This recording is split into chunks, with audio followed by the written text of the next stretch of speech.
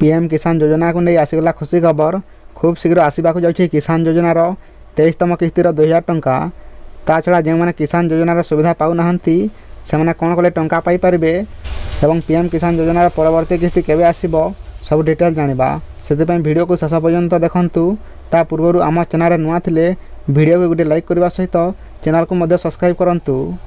एक कथा आपण मध्य जानिथिबे पीएम किसान योजनार 22तम किस्ती गत मार्च मासरे केंद्र सरकार सब योग्य हिताधिकारी खाता को पठाइथिले। किसान योजनार वर्ष को 3टी किस्ती मिलुथिबा बेले यह चलित वर्षर प्रथम किस्ती थिला। एबे खूब शीघ्र परवर्ती किस्ती माने 23तम किस्ती मिलवाक जाउछि। हेले एबे भी अनेक हिताधिकारी अछंती जेमने एही योजनार शामिल होई नाहंती। सेमाने चाहे जनसेवा केंद्र किंवा मो सेवा केंद्र को जाई आवेदन करि पारिबे। यार पोर्टाल मध्ये एबे चालू रहिछि। किंतु सबठार बड़ कथा हेउछि 22तम किस्ती रे अनेक हिताधिकारी बाद पड़िथिले कारण सेमानकर ई-केवाईसी प्रक्रिया रे किछि समस्या थिला।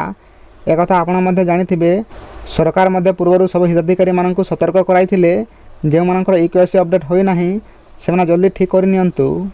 तेबे मिलुथिबा सूचना अनुसार पीएम किसान योजनार परवर्ती किस्ती आसंता मास अर्थात जून द्वितीय सप्ताह रे आसीबाक जाउछि। एबे जे माने एपर्यंत आवेदन करि नाहंती एवं जे माननकर ई-केवाईसी अपडेट होई नाही जल्दी करि नियंतु कारण आसंता मासरे किसान योजनार परवर्ती किस्ती आसीबो। किंतु एबे पर्यंत फाइनल तारीख घोषणा होई नाही। जेबे फाइनल तारीख सामना को आसीबो आम चैनल माध्यम प्रथमे देखि पारिबे। सेति वीडियो को लाइक करबा सहित चैनल को मध्य सब्सक्राइब कर दियंतु।